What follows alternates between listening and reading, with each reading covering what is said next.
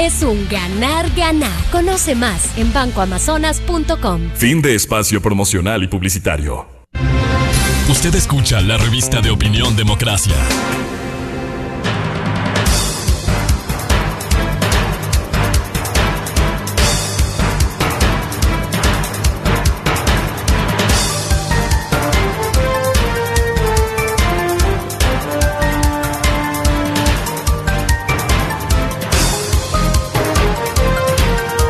Ocho 37 minutos en el territorio continental ecuatoriano, buscando la verdad y abogando por la unidad nacional en pro de la paz y la seguridad en el Ecuador. Queremos saludar al señor secretario nacional de gestión de riesgos, ingeniero Jorge Carrillo. Lo invitamos a un diálogo para conocer las tareas que se vienen cumpliendo en medio de problemas que ha habido de los fenómenos naturales que han generado daños materiales con los aluviones y deslizamientos de tierras, especialmente en el centro del país hacia la región amazónica, como ocurriera en Tungurahua, Baños, la provincia de Pastaza. ¿Cómo se ha venido actuando? ¿Cuál sería su evaluación de estas tareas, ingeniero Carrillo? Muy buen día. Buen día, ¿cómo le va a todos los que nos escuchan por Democracia TV? Pues lo primero, y vale la pena recalcar que desde el primer momento que ocurrió la emergencia, pues nosotros nos hemos movilizado como gobierno nacional a territorio. Hemos trabajado articuladamente con el gobierno autónomo descentralizado de Baños, gobierno provincial de Tungurahua. También hemos coordinado acciones con el gobierno provincial de Chimborazo, que son las provincias más afectadas. Obviamente, el cantón más afectado en este momento es el cantón Baños, a partir del 14 de junio de 2024, que fue cuando se presentaron las precipitaciones intensas en la Sierra Centro hacia la Amazonía ecuatoriana. En este momento, lo primero que había que hacer era recuperar la conectividad vial. Se ha conseguido producto del trabajo articulado liderado por el Ministerio de Transporte y Obras Públicas en conjunto con el gobierno provincial de Tungurahua y también el gobierno provincial de Pastaza. Hemos llegado a la zona cero, que es la zona de mayor afectación en el país en este momento, dando un lamentable resultado de 14 fallecidos en la zona de Baños.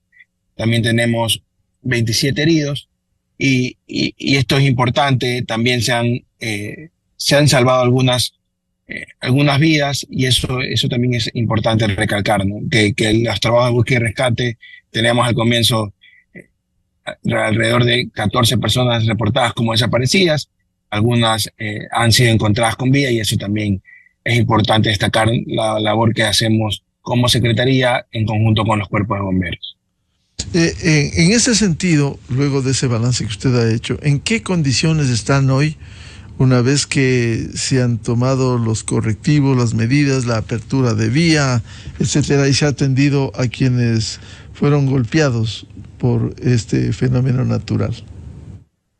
Bueno, en el sector de Baños específicamente, y por qué nos concentramos un poco más en Baños, es porque es la zona de mayor impacto en las lluvias. Tuvimos 961 personas afectadas y 140 damnificados. En este momento se encuentran activos 4 alojamientos temporales, donde se encuentran hospedadas 172 personas. La asistencia humanitaria por parte de la Secretaría está entregada totalmente a las familias, a las personas que han acogido a familias también damnificadas, pues se les ha entregado kits de dormir, kits de alimentos, kits de higiene personal. También por parte del MIES se están ya entregando, se han beneficiado ya 38 familias, es decir, alrededor de 100 personas. Y entonces, en ese sentido, la ayuda ha llegado oportunamente, porque recordemos, la asistencia humanitaria debe ser de calidad, pero sobre todo oportuna. Y entonces ya con eso hemos atendido a la población en primera instancia de respuesta, y ahora articulando acciones para lo que se viene, que es la recuperación del sector. Este sector de Río Verde es un sector netamente turístico también. Es importante eso. Es justamente el sector que se dirige uno hacia el Paleón, hacia la cascada Pailón del Diablo. Y también hemos articulado acciones con el Ministerio de Turismo ahí para repotenciar nuevamente el turismo en esa zona. Bien, las actividades han vuelto a una relativa normalidad luego de los hechos que ocurrieran. ¿Cómo se está operando hoy? Bueno, en este momento la normalidad no se ha recuperado completamente. Lo que sí podemos decir es que la respuesta, digamos que las operaciones de búsqueda y rescate han terminado. En este momento la vía se encuentra con un carril parcialmente habilitado. La vía en general se encuentra cerrada a la circulación normal. Solo se permiten pasos de vehículos que tienen asistencia humanitaria, que tienen algún tipo de intervención en el sector, como maquinaria, como autoridades, etcétera. En este punto, lo que queremos como Secretaría es establecer un polígono de riesgo ya más específico. En este momento tenemos uno de 92 hectáreas, y esto de manera conservadora hasta que se tengan los análisis del suelo y el deslizamiento que ocurrió en el sector. Poco a poco se va a ir recuperando la normalidad, y esto es un proceso a corto plazo, sí, pero estamos trabajando como gobierno nacional, liderando la emergencia en toda la provincia de Tungurahua, Chimborazo, que también estuvo afectada en Penipe, por ejemplo. También estuvimos ahí con el ministro de Transporte y el secretario de la Administración Pública, evaluando las posibles soluciones que se le puedan dar, por ejemplo, a la caída del puente, a pesar de que no es competencia directa del Ministerio de Transporte en ese punto en particular. Eso en cuanto a esos sucesos, ¿qué otros hechos han tenido que afrontar por las inundaciones y aluviones? Bueno, tenemos afectaciones en 4 provincias principalmente. La provincia de Tungurahua, que es la más afectada producto del evento en Baños. Tenemos la provincia de Chimborazo, producto de eventos en 3 cantones.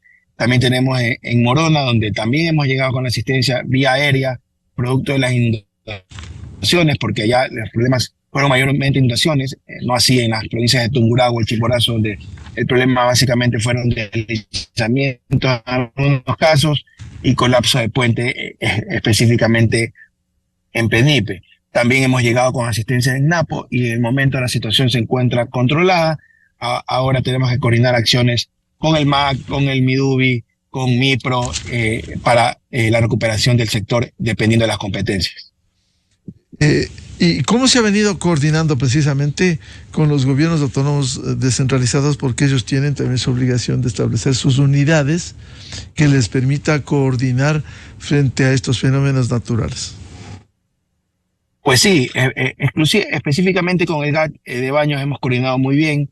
La unidad de gestión de riesgo de Baños fue, digamos que la primera que nos reportó el evento, y ahí pues lo que se tiene que coordinar justamente son los afectados, que el levantamiento de información es responsabilidad del GAT de acuerdo a la nueva ley de gestión de riesgos. Obviamente nosotros como Secretaría siempre estamos en acompañamiento, producto de que somos el ente rector del sistema. Y en este momento lo que estamos haciendo es con el GAT coordinando un terreno para la reubicación de las posibles personas que se encuentren aún en zona de riesgo, y por el momento, como están en alojamientos temporales, las personas han sido evacuadas de sus viviendas, las viviendas que obviamente han sido afectadas pero no han sido destruidas, y lo que se está buscando es una solución de reubicación en conjunto con el GAT de Baños, y en eso se planteó en el COE provincial el día de viernes.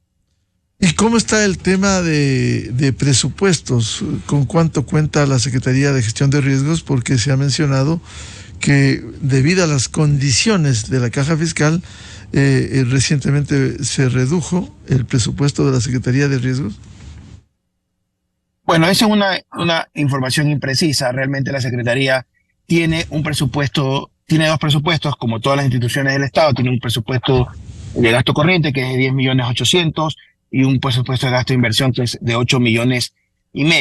Ahora, para afrontar la emergencia, la Secretaría no debe enfrentar la emergencia sola, se debe enfrentar en conjunto con gobiernos autónomos descentralizados y con las otras carteras de Estado. Entonces, al hablar de para enfrentar la emergencia, pues deberíamos sumar los presupuestos de las instituciones. Sin embargo, como Secretaría, estamos prestando todo el contingente técnico y administrativo para superar la emergencia. De cualquier manera, en esta conjunción de recursos, especialmente de los gobiernos autónomos descentralizados, ¿cuentan con ello para contribuir en la gestión que realiza la Secretaría de Gestión de Riesgos? Por supuesto, nosotros ¿qué estamos haciendo en Baños? Ahora, a partir de esto, estamos generando sistemas de alertas tempranas en conjunto con el proyecto que tenemos levantado con el BID, que dicho sea de paso, la buena noticia es que ya se firmó el contrato de préstamo con el BID, en el que vamos a invertir $10 millones para sistemas de alerta temprana multiamenaza a lo largo del territorio nacional. Y el BID, viendo esta situación, pues vamos a invertir $200.000, cerca de $200.000 en esa zona, justamente para alertar a la población en temas de deslizamientos, que es lo que nos corresponde como Secretaría Nacional de Gestión de Riesgos, y obviamente al GAT, con el GAT articular pues la reubicación de las personas en el caso de que los análisis determinen que se siguen encontrando en zonas de riesgo. Estos 10 millones con el organismo multilateral servirá para prevención, porque esta es una de las fases fundamentales para concienciar a las poblaciones a fin de que entiendan los riesgos que existen por los fenómenos naturales. Así es. Una de las partes importantes de la prevención son los sistemas de alerta temprana. ¿Por qué? Porque los sistemas de alerta temprana nos permiten salvar vidas, que es el primer objetivo de la gestión de riesgos de desastre. Obviamente, lo posterior es también no tener pérdidas económicas. Sin embargo, eso también viene de la mano con obras de infraestructura, obras de prevención, obras de mitigación, que le corresponde, dependiendo de las competencias, a los gobiernos cantonales, gobiernos provinciales o las otras carteras de Estado. Sin embargo, de nuestra parte y como gobierno central, se está trabajando en las medidas de prevención y mitigación en donde correspondan, ¿no? Y estos 10 millones se va a distribuir a nivel nacional. ¿Cómo se va a establecer la alerta temprana en los diferentes cantones y municipios del país? Así es. Tenemos algunos cantones y algunas provincias, Manabí, por ejemplo, Tungurahua, Chimborazo y Esmeraldas también. Entonces, en ese sentido se va a distribuir y obviamente también se requiere que los gobiernos autónomos centralizados también se sumen a esta iniciativa que como gobierno central tenemos, y la idea es que algunos cantones ya tienen desarrollados sus sistemas de alerta temprana, por ejemplo Puerto Viejo, por ejemplo Guayaquil. Entonces la idea es a lo que ya existe sumar estos esfuerzos, obviamente en cantones donde se lo requiera, y así seguir fortaleciendo, y la idea es que tengamos sistema de alerta temprana para todos, que es la iniciativa de las Naciones Unidas, conocida como Early Warning for All. De los 221 consejos cantonales del país, ¿cuántos cuentan con alerta temprana? Usted nos ha mencionado en Manabí, por ejemplo, unos Puerto Viejo. ¿Cuántos tienen de los 221? O sea, alrededor de, no hablemos de cantones, hablemos de provincias. La mayoría de las provincias tienen ciertos sistemas de alertas tempranas. Por ejemplo, tenemos en Chimborazo, en toda la sierra ecuatoriana tenemos alrededor de los volcanes sistema de alerta temprana en cuanto a volcanes. Lo que no tenemos es en cuanto a deslizamientos. Y eso es lo que se quiere reforzar. En toda la costa ecuatoriana tenemos las alertas tempranas contra tsunamis, y queremos hacer como gobierno central alertas tempranas ante sismos y obviamente ante inundaciones. Entonces, en ese sentido, hablamos alrededor del 70% del Ecuador tiene sistema de alerta temprana, pero no en todos los niveles de amenaza. Y eso es lo que quiere reforzar este contrato que ya firmamos como gobierno. Claro, porque algo serviría, pero no totalmente, si hay una alerta en Esmeraldas por tsunami. Simplemente si es que por inundaciones o deslizamientos de tierras no hay que construir eso para completar el panorama de alerta temprana. Así es. Eso es lo que se busca con esta inversión, y obviamente se va a seguir invirtiendo en temas de prevención, porque invertir en prevención es invertir en desarrollo. ¿Y cómo se está coordinando? ¿Con la Asociación de Municipalidades Ecuatorianas o unilateralmente con cada provincia, con cada cantón? Bueno, nosotros articulamos directamente con cada provincia y con cada cantón inicialmente, pero lo que busca, y es a través del reglamento de la gestión, de la ley de gestión de riesgo, que posiblemente la tengamos aprobado en el mes de julio, también hay un acápite o un capítulo de sistema de financiamiento en temas de prevención.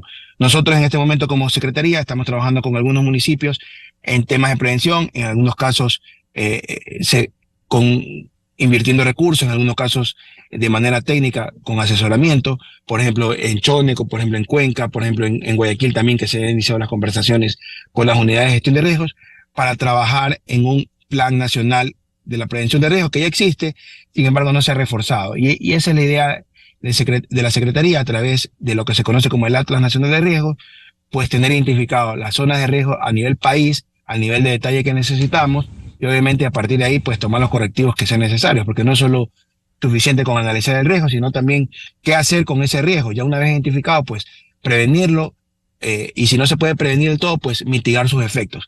¿Qué es lo que se quiere como Secretaría Nacional de Gestión de Riesgos en coordinación con los gobiernos locales?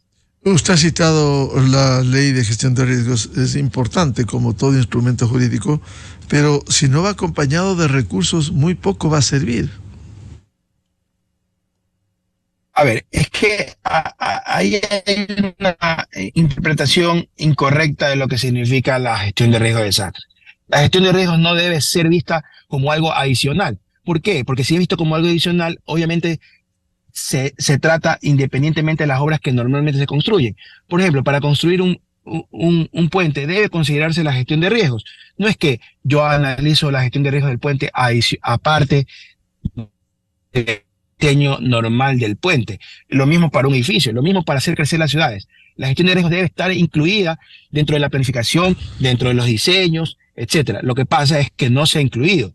Ahora bien, si eso, sin incluirlo, genera costos adicionales, pues sí, los gobiernos autónomos descentralizados tienen la capacidad de afrontarlo. ¿Por qué? Porque igual ejecutan el puente. La inversión adicional para considerar, por ejemplo, 10 metros de longitud adicional de un puente, pues no es significativa respecto a la obra que ellos ya tenían planificada. Entonces, y obviamente, para las obras que sí se requiera mayor presupuesto, la ley también incluye un sistema de financiamiento que lo estamos trabajando con el Ministerio de Finanzas y que los gobiernos autónomos descentralizados y carteras de Estado pueden acceder en cuanto tengan el proyecto que se enfoque en prevención, obviamente. Claro, es importante la coordinación, porque simplemente sin esa existencia resulta muy difícil afrontar al unísono, digamos en este caso, el Estado ecuatoriano con acciones de prevención, ingeniero Carrillo. Pues sí, hay dos aristas en este momento, que lo que venga incluye la gestión de riesgos, y lo que ya existe, pues se trabaja en las medidas de prevención y mitigación, que en algunos casos va a requerir recursos, y para eso es que se está trabajando en este sistema de financiamiento, y también se está trabajando con los GATS para que se pueda destinar parte de los recursos que se destinan en otras cosas, pues a prevenir y mitigar los efectos de los fenómenos naturales. Claro, si hay una política en donde se establece la prevención como un eje transversal importante, el impacto, la mitigación va a ser menor, pero si no se ha construido un sistema de prevención de riesgos, simplemente el impacto es mayor y no habrá recursos que abastezcan en ese sentido.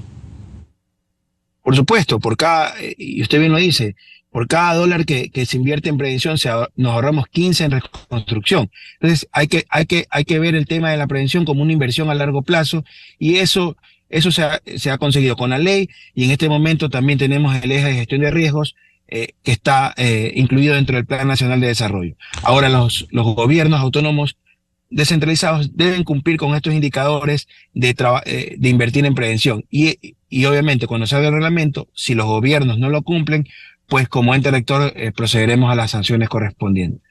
Ahora, la coordinación es fundamental, lo que usted ha reivindicado. En el país se han construido obra pública, para citar uno, la cárcel de La Tacunga, sin la provisión de agua potable, sin una debida articulación con el municipio de La Tacunga. Cito ese ejemplo para decir que si se hacen bien las cosas al unísono, las vulnerabilidades van a ser menores frente a un fenómeno natural. Así es, y ahí coincido plenamente con usted, y eso es lo que hay que cambiar en el Ecuador. Por ejemplo, en cuanto a asentamientos irregulares, algunos municipios entregan ya los títulos de propiedad sin que las personas tengan agua potable, sin que las personas tengan alcantarillado, y obviamente después esas mismas personas son las afectadas ante lluvias. ¿Por qué? Porque se inundan y el gobierno central es el que debe atender la emergencia. Entonces, todas las actividades deben ser planificadas y deben ser consideradas transversalmente la gestión de riesgos de desastres, como bien menciona usted. Y siempre en coordinación con la Secretaría Nacional de Gestión de Riesgos, porque se tiene entendido que los 221 consejos cantonales debieran contar con unidades de gestión de riesgo y no todos lo tienen. Así es, y en algunos casos los que los tienen es una sola persona, y a veces esa persona tiene conocimientos de gestión de riesgos. Entonces, eso también va a cambiar la ley y el reglamento, porque exige que cada municipio tenga su unidad de gestión de riesgos pues muy bien conformada y que obviamente sea transversal a las otras áreas del municipio, como obras públicas, como dirección de parques en algunos casos, dirección de edificaciones, etcétera. Ahora, claro, no solo será la aprobación en la ley de esto, sino que también los municipios tomen conciencia de la importancia de la gestión de riesgo y la prevención, porque caso contrario, si destinan recursos para otros, por importantes que sean otras obras, la gestión de riesgos tiene que estar allí. Por supuesto, la gestión de riesgos debe ser visto como algo fundamental y que debe ser un pilar de nuestro país para el desarrollo del mismo. Bien, al señor secretario nacional de gestión de riesgos, ingeniero Jorge Carrillo, muchas gracias por atender a la revista de Opinión Democracia. Gracias a usted, un abrazo. Con esto cerramos la jornada de entrevistas y debates, la opinión diversa y libre en la revista de Opinión Democracia, a través de ExaFM, Democracia M y Democracia TV. Les recomendamos, ya viene en ExaFM el show de la papaya. Y a los miles de seguidores de la revista de Opinión Democracia, les agradecemos por su amable seguimiento. Les deseamos un feliz lunes, feliz inicio de semana a todos. Muy buen día. La revista de Opinión Democracia, buscando la verdad en todas partes. Inicio de espacio promocional.